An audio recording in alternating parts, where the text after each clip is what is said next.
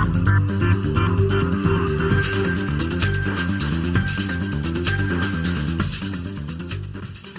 la visite d'État de 72 heures en Guinée-Conakry du chef de l'État, Ibrahim Boubacar Keïta et son homologue Alpha Condé réitèrent leur engagement à promouvoir la paix et l'unité africaine et revivifier la coopération existante.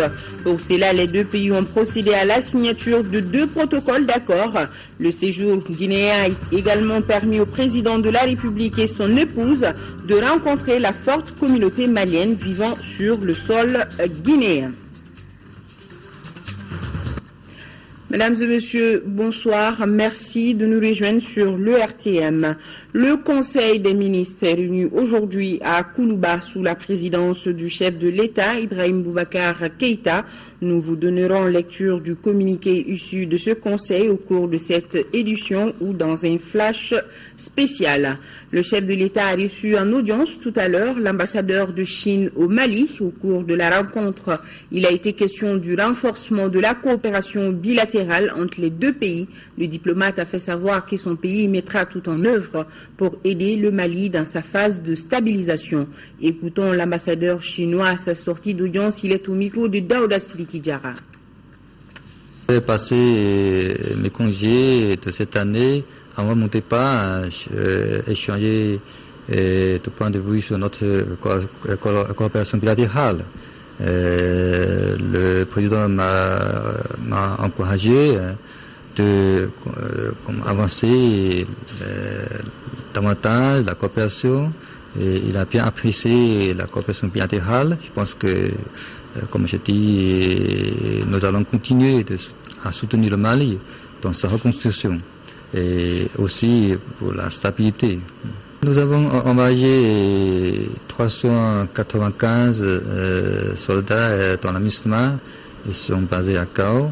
Je crois que c'est les efforts que la Chine de soutenir le Mali pour la paix et la stabilité au nord.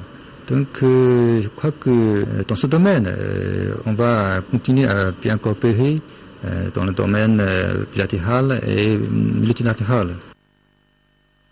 Le président de la République a donc bouclé ce mercredi sa visite d'État en Guinée, une visite qui a été sanctionnée par la signature de 2 protocoles d'accord, un communiqué conjoint et une conférence de presse. Un point de presse animé par le président Ibrahim Boubacar Keïta et le président guinéen Alpha Condé. Nous faisons le point avec nos envoyés spéciaux Ndei Sissoko et Dembawana. La signature de 2 protocoles d'accord dans les domaines de l'hydraulique et des transports est venue renforcer la bonne coopération existant entre le Mali et la Guinée. Le premier volet, énergie et hydraulique, concerne le barrage en construction de Fomi en région guinéenne qui pourrait servir le Mali. L'accord concerne également la lutte contre l'ensablement du fleuve Niger. Le domaine du transport entre les deux pays connaîtra une amélioration, notamment sur le corridor Conakry-Bamako avec les entrepôts maliens qui viennent d'être inaugurés sur le site de Frigadi et qui pourront concourir à faciliter le transport de marchandises. À cela, on peut ajouter le chemin de fer Conakry-Cancan qui pourrait être prolongé sur le Mali. Au cours de cette visite, les 2 chefs d'État ont eu des entretiens fructueux sur des questions d'intérêt commun relatives à la coopération bilatérale, à l'actualité africaine et internationale. Dans le communiqué final, ils s'engagent à intensifier, entre autres, le volet sécurité qui a été longuement abordé pendant le séjour. Le plus important pour nous, pour le moment, c'est réellement d'apporter notre soutien pour que l'autorité du gouvernement malien s'étend sur l'ensemble du territoire malien. Nous avons appris encore ce matin l'arrestation de certains au nord de Kidal par Serval.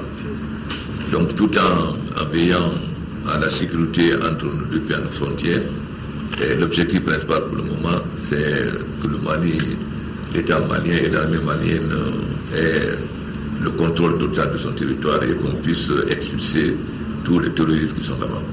Mais nous allons veiller aussi à empêcher la circulation des armes légères entre nos 2 États. Le sort du Mali ne peut jamais laisser la Guinée indifférente, surtout une Guinée pilotée par le professeur Alpha Condé. Vous imaginez bien que toute agression contre le Mali est ressentie ici, non seulement par lui-même, mais par l'ensemble de ce peuple, le peuple de Guinée, comme une agression contre lui et contre la Guinée. Et cela explique largement la permanence de la cohésion et de l'unité dont le président Alpha Condé, tout au long de la crise malienne, a fait montre. Une présidente guinéenne en terre malienne aujourd'hui, pour nous aider à nous défendre contre cette prétention djihadiste de notre temps, n'est pas pour se prendre. Et je crois également que dans les temps à venir, cela va encore se conforter, Inch'Allah. Les présidents Ibrahim Boubacar Keïta et Alpha Condé se sont également engagés à explorer tous les mécanismes concourant à créer un climat propice pour un partenariat viable, exemplaire et mutuellement avantageux, susceptible d'accélérer le développement intégré des deux États. Nous avons effectivement décidé des réunions régulières tantôt à Bamako, tantôt à Conakry, pour le suivi. Vous savez, c'est très important pour nous. Foumi peut permettre à la Guinée de faire une irrigation de 4000 hectares, mais au Mali, c'est l'irrigation de 100 000 hectares. Ensuite, ça peut permettre la navigabilité du Niger et aussi la création d'un très grand lac. Et quant au chemin de fer, vous savez que le Conakry est le port le plus proche pour le Mali. Donc il ne s'agit pas seulement de signer des protocoles, mais il s'agit de prendre des dispositions concrètes pour trouver le financement. Vous savez que les organisations financières sont plus favorables aux projets inter-États qu'aux projets uniques des États. Dans le cadre de l'OMVS aussi, nous allons œuvrer pour qu'avec nos deux États, notre frères, c'est-à-dire le Sénégal et la Mauritanie, qu'on accélère la construction des barrages, les 3 barrages dont on a parlé, qui sont quand même extrêmement importants. Parce que vous savez que l'hydraulique, c'est ce qui coûte le moins cher. Si nous voulons que nos populations aient accès au courant à un prix abordable, il faut qu'on favorise l'hydraulique. Donc les ministres sont appelés à se rencontrer régulièrement et nous-mêmes nous suivons de très près la réalisation de ces projets.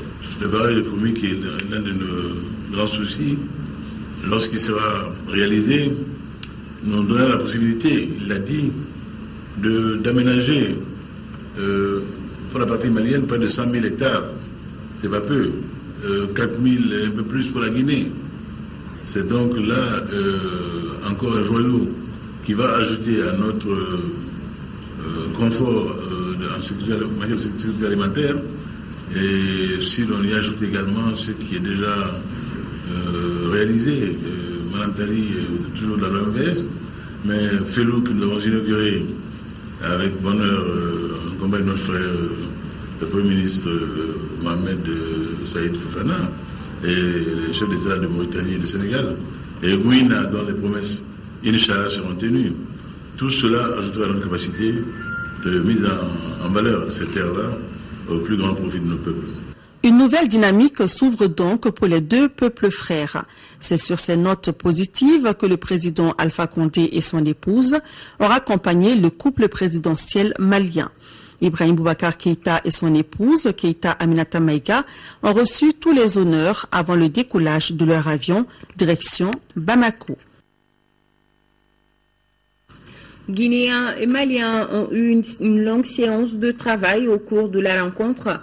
Les ministres des deux pays ont révisité l'ensemble des protocoles d'accord signés entre le Mali et la Guinée pour la mise en œuvre des décisions prises. Les deux parties ont convenu de mettre en place ces mécanismes de suivi. Les détails avec nos envoyés spéciaux Ibrahima Traoré et Ibrahima Koulibaly.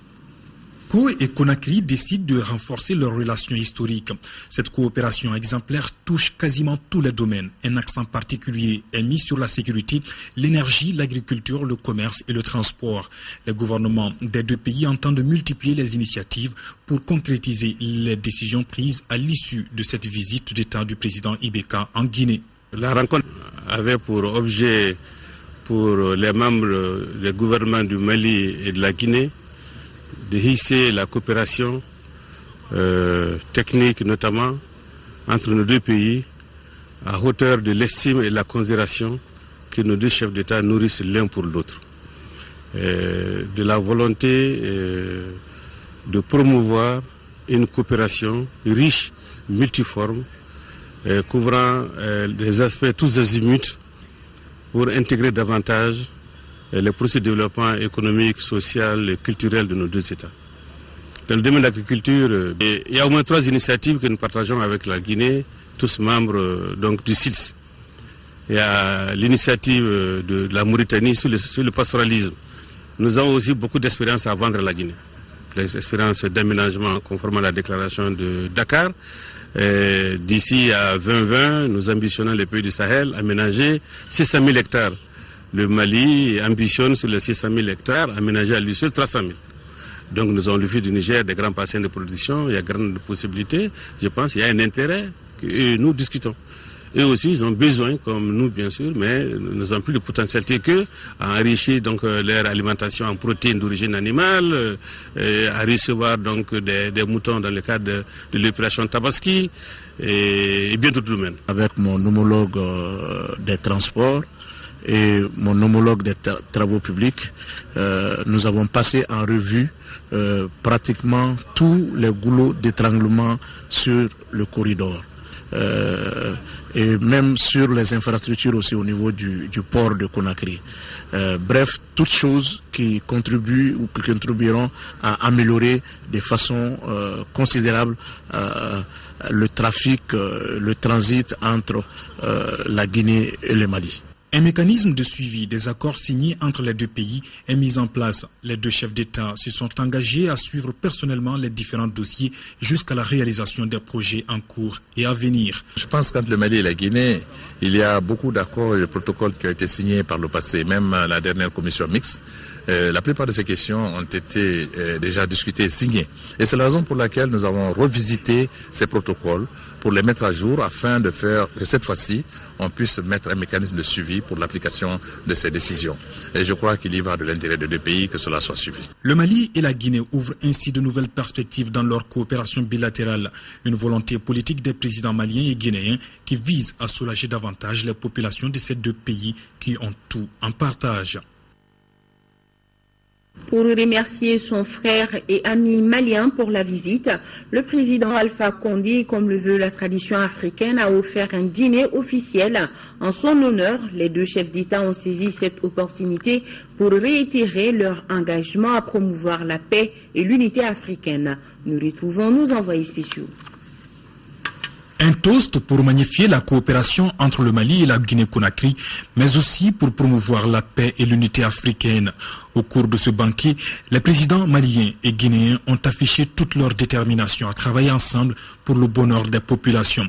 L'heure des actions concrètes, disent-ils, a enfin sonné. Ensemble, nous allons donner l'exemple. Nous allons montrer qu'on peut gouverner l'Afrique autrement. Non pas la corruption, non pas les comptes en banque en Suisse ou les maisons à New York ou à Paris, mais que nous allons travailler pour le petit peuple. Et notre ambition, c'est cela. Bien sûr, il est venu dans des conditions extrêmement difficiles, dans un pays en guerre. Mais si le peuple malien l'a élu, le peuple ne s'est pas occupé de son programme économique, ce n'était pas son problème. On l'a élu pourquoi? Parce qu'il était le seul Malien capable de rendre le peuple malien sa dignité et sa fierté. Voilà pourquoi il a été plébiscité. Beaucoup pensent que la politique, on peut se lever tranquillement un jour, se dire, sautiller comme un tabouret, comme disait le général de Gaulle, et dire, je vais être président, je vais être président, je vais être président. Pas comme ça. Les peuples ne se trompent pas. Ils savent reconnaître qui, dans la durée, a eu souci d'eux, qui, dans la durée, a forgé un projet pour les servir. C'est pourquoi, dans ce restaurant de Conakry, lorsque j'évoquais ton combat, les larmes me sont venues. Et j'ai dit, il y a justice sous ce ciel, quelque part. Que ceux qui ont mérité de la patrie soient à l'honneur. Aussi simple. Aussi simple. Aucune combine, aucun message en charge de le porter. J'ai dit simplement ce que j'ai vécu, ce en quoi je crois, Ce dont je savais qu'il serait porteur pour le peuple de Guinée, car je souhaite pour ce peuple-là, auquel tout me lie, la même chose, le même sort qu'au peuple du Mali. Et je savais qu'entre les mains de mon aîné, le professeur Alpha Condé, la Guinée serait totalement de retour. Indeed, Guinea is back. Is back. Et pas de manière factice. Non, de manière forte. Ce dîner officiel était riche en couleurs, avec la présence du mythique groupe Bembeya Jazz. Toute la soirée, il a chanté et rappelé les liens fraternels et historiques entre le Mali et la Guinée-Conakry.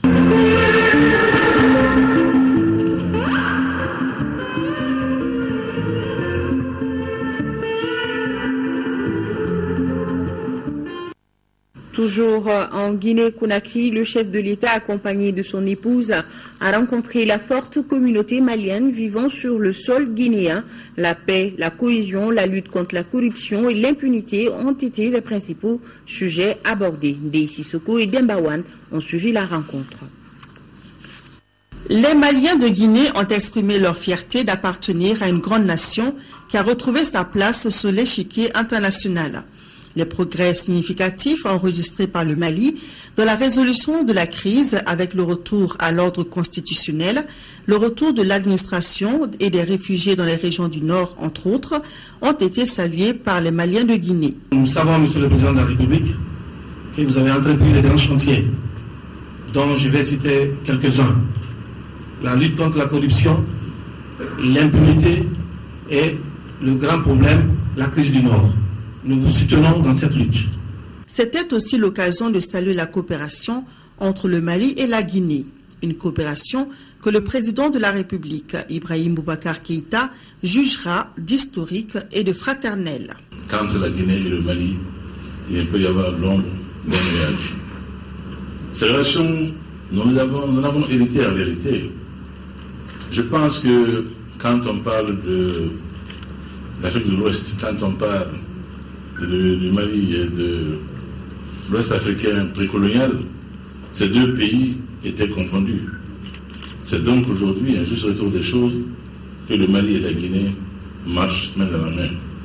Que leur chef d'État ait les relations que vous savez. Cela, je crois, est heureux pour nos deux pays. Cela est heureux pour l'Afrique. Car nos fondamentaux restent, demeurent. Nous ne sommes pas des politiciens, nous sommes des politiques. Nous ne sommes pas des politiques de rencontre.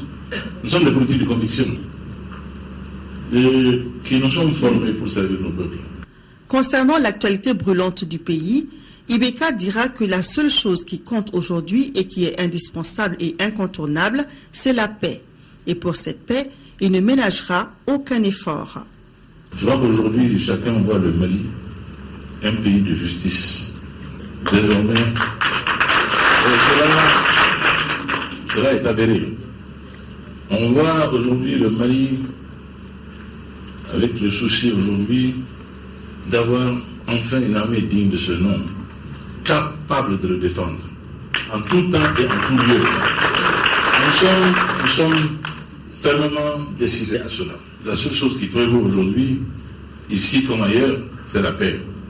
Si l'on veut développer un pays, si l'on veut y vivre tranquillement, sereinement, en paix, élever ses enfants dans la paix, dans le bonheur, les éduquer, la paix est absolument indispensable et incontournable.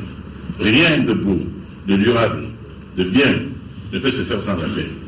Que nul ne peut et ne pourra remettre en cause l'intégrité territoriale du Mali. Pas un pouce. Tout Malien digne de ce nom dira non. Et résolument et définitivement. Dès lors, ce que je dis, je le dis en vos noms, lieu et place.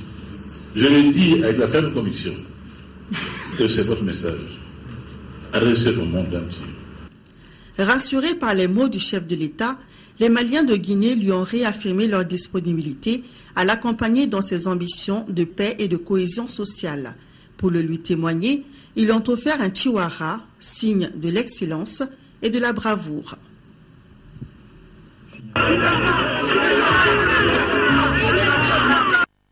Restons en Guinée-Conakry où l'épouse du chef de l'État avait elle aussi un agenda chargé. Keïta Aminata Maïga, accompagnée de Adja Condé Djene Kaba, a visité hier le centre médico-communal Bernard Kouchner de la Guinée. Le dit centre nouvellement inauguré prend en charge la santé de la femme et de l'enfant, nous signalent nos envoyés spéciaux Ndeisi Soko et Dembawa.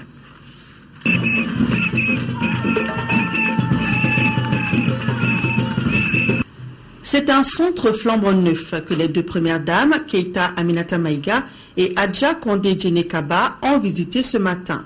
Après un accueil des plus chaleureux qui leur a été réservé et guidé par le docteur Bangoura Bintou Bamba, directrice du centre médico-communal, elles ont pu découvrir l'infrastructure.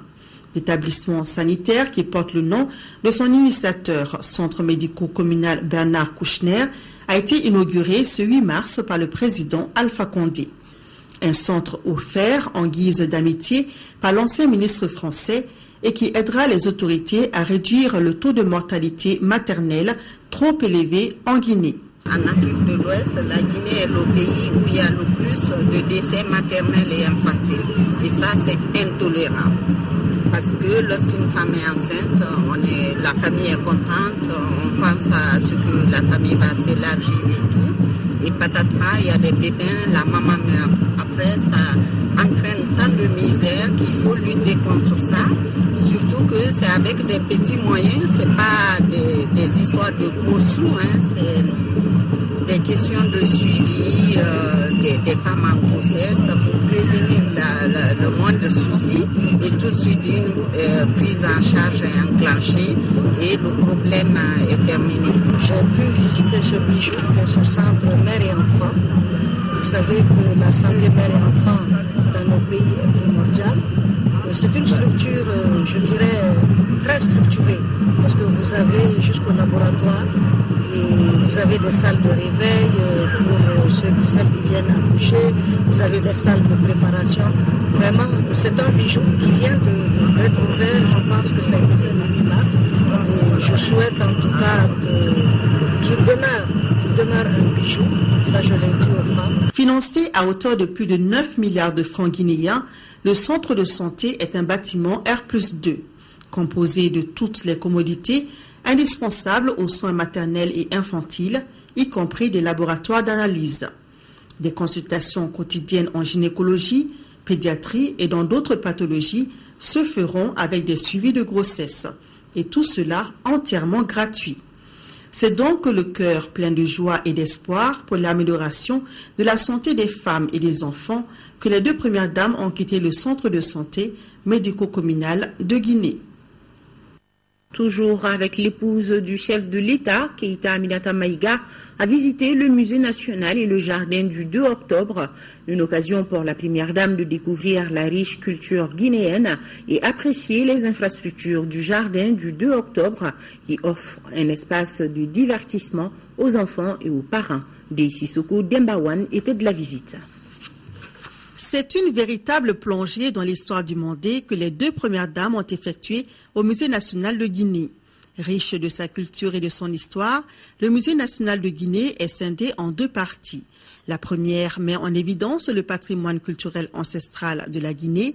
Ici, Keïta Aminata Maïga et sa sœur, Adja Condé Djene Kaba, ont pu admirer les symboles de la fécondité ou encore de la puissance. Les instruments utilisés pendant les cérémonies traditionnelles comme le tambour ou encore les poteries qui servaient pour la boisson, les médicaments et la nourriture utilisés par les femmes de l'époque précoloniale, entre autres. La deuxième partie du musée est consacrée aux grands empires qui se sont succédés et là, l'on peut voir à quel point le Mali et la Guinée sont liés par l'histoire. Par exemple, le village de Niani, situé actuellement en Guinée, était au XIIIe siècle la capitale de l'immense empire du Mali, fondé par Soundiata Keïta, lui-même né à Niani dans le royaume du Mandé, actuelle Guinée. Ce pan de l'histoire du pays a fortement intéressé l'épouse du président de la République, Keïta Aminata Maïga. Le musée nous a fait revisiter l'histoire du Mali. Nous savons que la culture est un pan très important du développement. Je crois que je l'avais déjà visité il y a quelques années, ce n'était pas comme ça et j'ai dit mes encouragements à la directrice et à son équipe. La visite s'est poursuivie au jardin du 2 octobre. Créé sous le régime du président Feu Ahmed Sékou Touré, le jardin du 2 octobre est constitué d'une garderie, d'une école primaire, 3 restaurants, un espace culturel et beaucoup d'autres lieux de divertissement pour les enfants et leurs parents. Le premier lieu qui a attiré l'attention des premières dames a été les classes du primaire. Et là, elles ont été accueillies par les tout-petits, tout heureux d'avoir de la visite. Si les enfants du primaire étaient très actifs, ceux de la crèche, eux, faisaient leur petite sieste. Même si certains d'entre eux, curieux de savoir ce qui se passe et encore mal réveillés, ont tenu à être témoins de la présence de nos premières dames. Keïta Aminata Maïga a bien apprécié l'ambiance au sein de l'établissement scolaire. C'est un jardin d'abord de loisirs où les gens peuvent venir, mais c'est également une école qui vous prend quand même l'enfant, le bébé jusqu'au CP1. Donc en première année, comme on dit chez nous, je pense que c'est très important parce que c'est un secteur éducatif, un cadre éducatif et j'encourage vraiment ma sœur Déné qu'elle prenne ça en charge parce que moi je crois fortement à l'éducation. Je pense que c'est la base de tout. Donc si on prend les enfants dès le bas âge à les éduquer, à être propres, à se préoccuper de leur avenir, je pense que c'est très très important. Et je dis bravo aux femmes parce que la structure est bien entretenue, elle est propre, il faut continuer. Et j'ai l'habitude de dire que les femmes ont un pouvoir. Le pouvoir c'est quoi? Parce que la femme met au monde et le garçon et la fille. Et c'est l'éducation que la femme va donner à l'enfant qui fera que le pays va être différent. Donc bravo, en tout cas tous mes encouragements et merci à ma sœur, merci pour tout. Pour faire honneur à l'invité de marque, la mobilisation a été grande. Des artistes de renommée internationale, parmi lesquels l'artiste malienne Yahi Kanouté, se sont succédés pour rendre la visite plus agréable. La journée s'est terminée par un déjeuner offert par Adja Kondé Djene Kaba à sa sœur Keïta Aminata Maïga.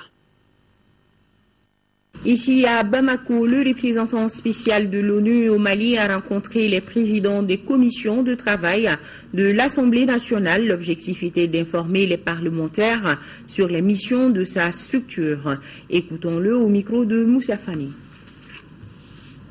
On a échangé sur comment nous sommes en train maintenant d'aider la sécurité au nord du pays. Parce que ça, je crois, c'est important. Il y a des soucis là, comment on peut vraiment aider à développer une sécurité pour votre population là-bas. On a parlé aussi sur les droits de l'homme et de la femme, le retour de justice, comment on peut promouvoir ensemble le Parlement, les populations, les groupes armés, mais surtout aussi le gouvernement qui est l'État régalien ici, les pourparlers inclusifs, on a parlé de ça, et aussi sur le volet développement, retour des réfugiés. Je crois que le plus important, c'est le paix à Kidal, la réconciliation et le retour de l'État. Ce sont les 3 priorités cruciales. Maintenant, comme nous parlons, il y a des avancées sur le niveau de cantonnement. On a juste fait un accord informel. Je crois que ça, c'est important, que les gens sont cantonnés. Le deuxième, c'est aussi que nous avons beaucoup maintenant des patrouilles de nos forces tchadiennes, sénégalais, aussi les forces maliennes. Mais aussi, ce qui est important, c'est le dialogue pour assurer que vraiment cette souveraineté de l'État revient dans l'intérêt de paix sociale dans tout le Kidal. Je crois qu'il y était beaucoup d'avancées dans les derniers mois. Il faut avancer avec ça. Ce n'est pas seulement le Kidal, mais c'est aussi la région de Tessalit, de Gao. La paix ne se fait pas en 2 jours, mais il faut avancer. Le président du Conseil économique, social et culturel a successivement rencontré aujourd'hui le nouvel ambassadeur du Mali en Afrique du Sud, la directrice générale d'Ecobank et les membres du réseau des jeunes diplômés sans emploi du Mali. Le compte-rendu d'audience est avec Agali Ag Aguissa. Le nouvel ambassadeur du Mali à Pretoria est le premier à être reçu par le président du Conseil économique, social et culturel. Les 2 personnalités ont échangé sur les besoins de notre pays en matière d'investissement pour booster l'économie nationale et consolider les rapports sociaux entre Sud-Africains et Maliens. L'objet de ma visite chez le président, c'était de faire part de ma nomination en qualité d'ambassadeur et surtout de prendre conseil auprès de lui Il a déjà une grande expérience avec des investisseurs sud-africains et des investisseurs américains.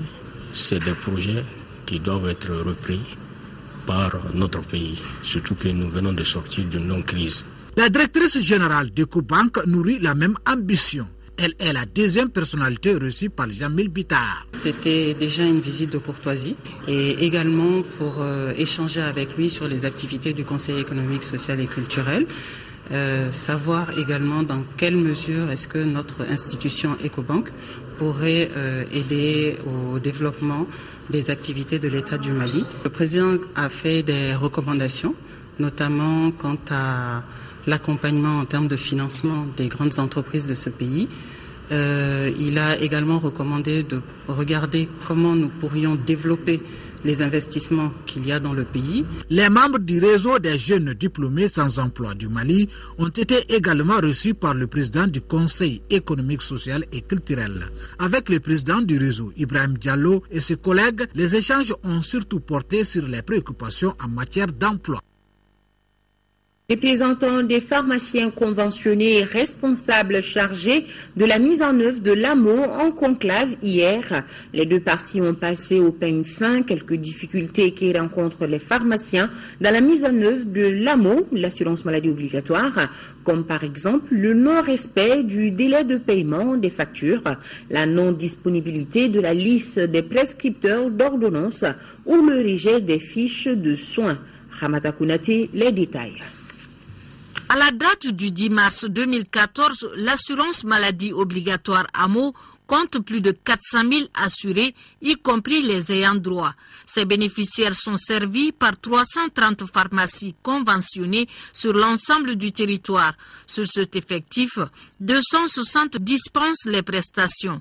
Les 70 autres les ont soit suspendues ou arrêtées, selon le directeur général de la CANAM.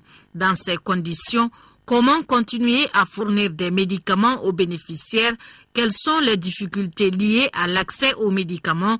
Des questions auxquelles ont tenté de répondre les pharmaciens et les représentants des structures impliquées dans la mise en œuvre de l'AMO. Nous délivrons les médicaments, nous plaçons les médicaments et nous attendons souvent 1 mois, 2 mois, 3 mois. Je pense qu'il est important aujourd'hui qu'on change de barème. Il y a eu un premier barème qui a été mis en place, qui était constitué que de médicaments essentiels, qu'on appelle les DCI. Ensuite, il y a eu un deuxième barème aujourd'hui qui a atteint ses limites. Parce que certains médicaments ont baissé énormément de prix. Certains médicaments, le prix a été divisé par 2. À ces problèmes s'ajoutent les cas de rejet des fiches de soins par les organismes gestionnaires délégués. Les cas de rejet, c'est très souvent lié à l'arrêt des factures. Les montants ne sont pas souvent conformes. Des fois même c'est en moins. Quand nous vérifions, on est obligé d'ajuster pour mettre ça en plus et on informe le pharmacien pour dire de reprendre la facture. D'autres solutions sont en cours en vue d'améliorer le format de ces fiches. Ce que nous avons retenu de faire désormais, c'est de produire des feuilles de soins qui comporteront les noms des différents établissements. Donc, en d'autres termes, des feuilles qui seront personnalisées. Il y aura autant d'établissements de soins conventionnés qu'il y aura donc de feuilles. L'autre chose par rapport au format de la feuille, c'est d'intégrer une deuxième colonne permettant plus facilement aux assurés de passer d'une pharmacie à une autre. C'est à quoi je peux m'engager tout de suite et maintenant. C'est qu'à la sortie de cette réunion, avec mes collaborateurs, nous allons mettre en place le plus rapidement possible le dispositif qui permet d'aller progressivement vers la durée retenue dans la Convention. C'est écrit 15 jours, donc nous allons essayer de venir vers 15 jours.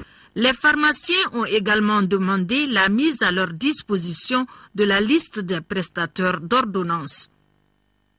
Le ministre de l'Urbanisme et de la Politique de la Ville, Moussa Mara, poursuit sa tournée de la capitale dans le cadre de la protection des équipements publics. C'est à la mairie de la commune 2 qu'il a rencontré les populations. Abdraman Maïga, reportage. Le ministre Moussa Mara était venu expliquer aux populations de la commune 3 du district de Bamako la toute nouvelle vision de son département, celle visant à acquérir une large implication des collectivités dans la préservation et la protection des espaces verts. Et pour cause, ces équipements publics destinés à offrir aux populations un cadre de vie agréable sont de plus en plus menacés.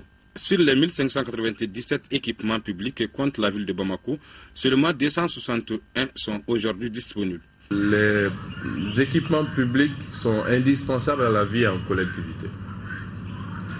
Les équipements publics, c'est tout ce qui est prévu dans une collectivité pour rassembler les membres de cette collectivité, soit pour les soigner, soit pour les éduquer, soit pour les égayer, soit pour que les gens puissent se reposer, soit pour que les gens puissent commercer. Pour assurer une bonne gestion de ces équipements publics, un plan d'action vient d'être élaboré par le département de l'urbanisme et de la politique de la ville. Et sa mise en œuvre selon Moussa Mara passera par deux stratégies, à savoir l'adoption d'un décret présidentiel et l'implication des collectivités à la préservation de ces espaces. À la fin de cette rencontre, nous allons écrire de maire et lui transmettre la liste de ces 25 équipements publics. Et nous allons lui transmettre cette liste en 50 copies pour que tout le monde puisse avoir cette liste. En plus des exposés préliminaires, l'assistance a eu droit à des questions-réponses. Ce face-à-face avec le ministre Mara lui a permis d'avoir une vision claire de cette politique. Exercice qui, selon le chef du département, sera étendu à toutes les capitales régionales concernées par le phénomène.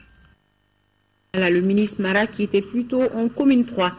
Hier, on vous l'annonçait, la société EDM-SA s'excusait des coupures intempestives constatées dans certains quartiers de la capitale. Au-delà du communiqué émis par la société à cet effet, Khadija Toukone est allé en savoir davantage. Ladjo Sougoba, directeur technique d'électricité de EDM-SA, nous explique les causes de ces désagréments.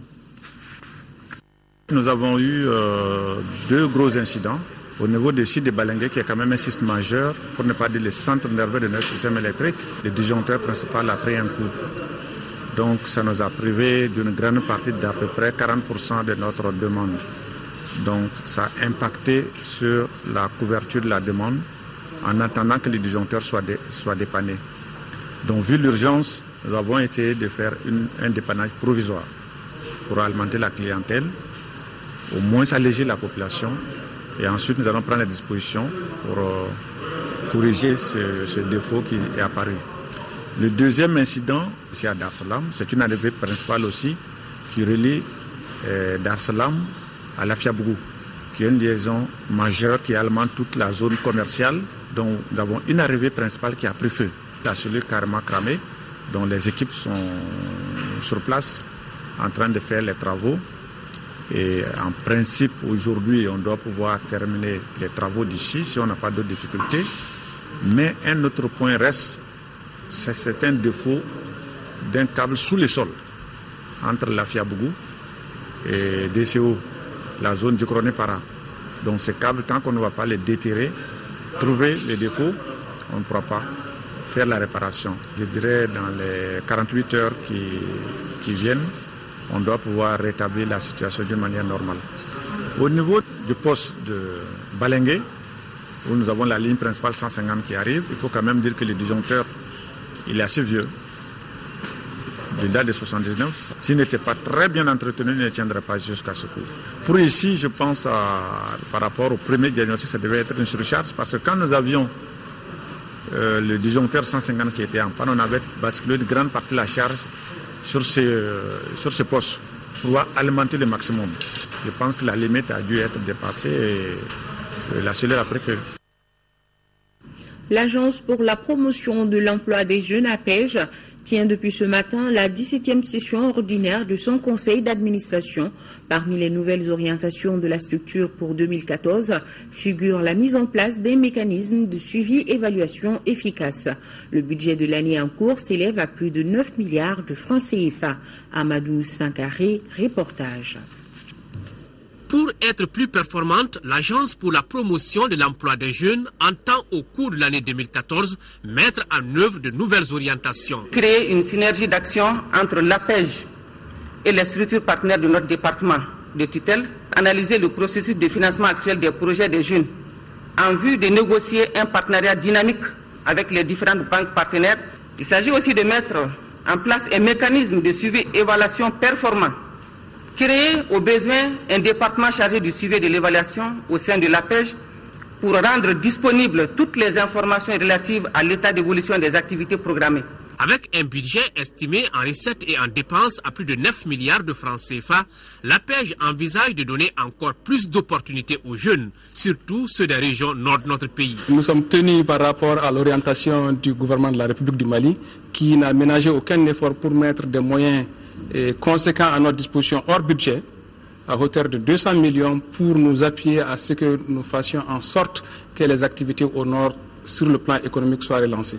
Donc, par rapport à cette situation, nous avions bien voulu nous-mêmes penser à soumettre aux administrateurs un programme, un plan, un budget spécifiquement dédié aux activités de haute intensité de main-d'œuvre qui permettront sûrement de relancer dans la mesure du possible pour que dans les régions du Nord et même le reste du Mali, que la relance soit effective. Au cours de cette 17e session, les administrateurs ont insisté sur la dynamisation du partenariat qui existe entre l'APEJ et le Conseil national du patronat du Mali, compte tenu de son rôle dans la création d'emplois pour les jeunes.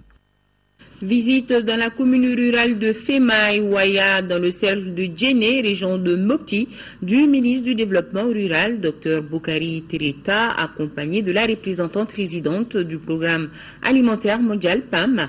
Objectif, rendre compte de l'état d'avancement des projets de riziculture, de maraîchage et de la plantation des arbres fruitiers. Ibrahima Choukari, reportage.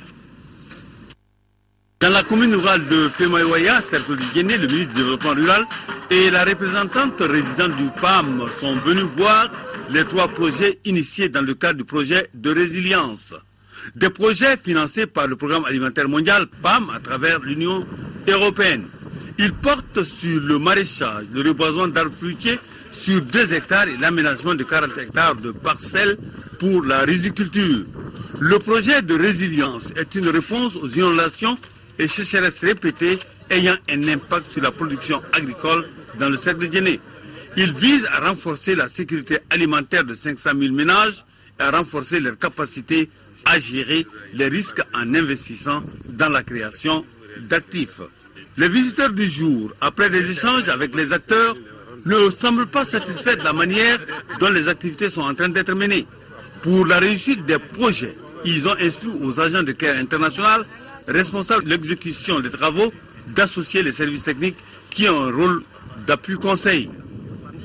Dans la commune rurale de Femaï, le projet assiste 680 femmes, 1320 hommes extrêmement vulnérables à travers l'assistance alimentaire contre la création d'actifs.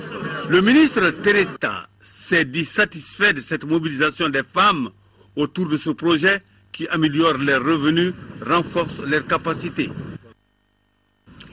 Les jeunes scolaires de Sikasso, au cœur de l'amitié entre le Mali et le Burkina Faso, les lycées Monseigneur Didier de Monclos au Mali et Wenzen Koulibaly au Burkina Faso ont lancé ce lundi à Sikasso les activités de jumelage entre les 2 établissements, cités sous la présidence de Madame le ministre de l'Éducation nationale Togola et Jacqueline Marie Nana. Compte rendu, Sékou Konati. À l'aide du lycée Monseigneur Didier de Monclos, forte mobilisation des scolaires de Sikasso et une présence remarquée des élèves et professeurs du lycée Wenzen Koulibaly. Salut aux couleurs nationales et le temps est donné. L'événement est d'importance car porteur d'espoir.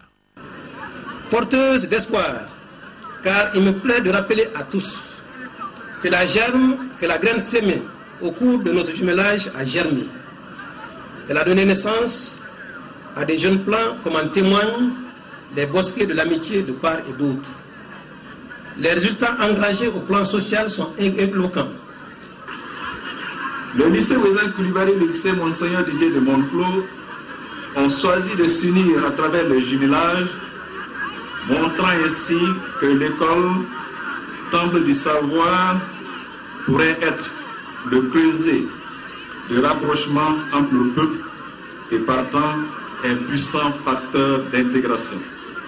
Des déclamations poétiques et un sketch sur la crise scolaire à qui la faute sont venus illustrer l'engagement des jeunes élèves à réussir le challenge d'une école performante et apaisée. À travers cette activité, c'est 2 générations de pays voisins qui vont tisser des liens d'amitié.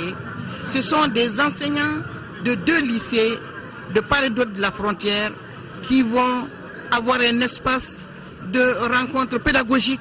Plusieurs activités culturelles et pédagogiques marqueront cette édition 2014 à Sekasso qui dure 4 jours. Aujourd'hui, 12 mars, journée mondiale de lutte contre le glaucome. L'occasion était opportune pour le coordinateur du programme national de lutte contre la cécité, professeur Lamine Traoré, d'animer une conférence débat. Selon lui, le glaucome peut nous voler la vie après la cataracte. Le glaucome est la 2e cause de cécité au Mali. Elle touche environ 1 million de nos compatriotes. Moïse Traoré, reportage. Une des maladies qui volent notre vision, c'est le glaucome. Le 12 mars, journée mondiale de lutte contre la maladie, est l'occasion pour les patients de solliciter l'accompagnement des partenaires techniques et financiers et des autorités nationales. Le traitement du glaucome coûte excessivement cher, très cher. C'est à peu près une moyenne de 40 à 50 000 par mois pour un malade. Au Mali, qui a une insuffisance de médecins ophtalmos. Par exemple, il y a certains services qu'on ne peut pas faire en milieu rural. Même dans nos capitales régionales, il est très difficile aujourd'hui de faire le dépistage du glaucome. 2e cause de cécité après la cataracte, le glaucome touche environ 1 million de Maliens. Parmi les facteurs favorisants, les spécialistes énumèrent l'élévation de la tension de l'œil à plus de 20 et l'hérédité, c'est-à-dire quand un des 2 parents est atteint. C'est une maladie qui est en constante augmentation en termes de fréquence parce qu'elle est liée avant tout à l'âge. Chaque fois que l'espérance de vie augmente, donc le nombre de cas de glaucome aussi augmente. Toutes les personnes, quelle que soit leur origine, leur sexe, à partir de 40 ans, doivent faire au moins une consultation ophtalmologique pour se situer par rapport au glaucome. Et de plus, a fortiori, les personnes dont l'un des 2 parents est atteint de glaucome courent 2 fois plus de risques que les autres. La tension normale de l'œil varie entre 10 et 20. Retenez que le glaucome peut nous voler la vue. La lecture à présent du communiqué du Conseil des ministres qui s'est tenu aujourd'hui sous la présidence du chef de l'État Ibrahim Boubacar Keïta. À mes côtés sur ce plateau, Ibrahima Djombélé, bonsoir. Bonsoir Nyanyalou Traoré. Avec vous donc le contenu du Conseil. Tout à fait, mesdames et messieurs, bonsoir. Au chapitre des mesures réglementaires. Sur le rapport du ministre de l'Urbanisme et de la Politique de la Ville, le Conseil des ministres a adopté un projet de décret portant approbation du schéma directeur de d'urbanisme de la ville de Diré et environ. La ville de Diré, chef-lieu du cercle et de la commune de même nom, a été dotée d'un schéma directeur d'urbanisme en 2001 pour une durée de 20 ans.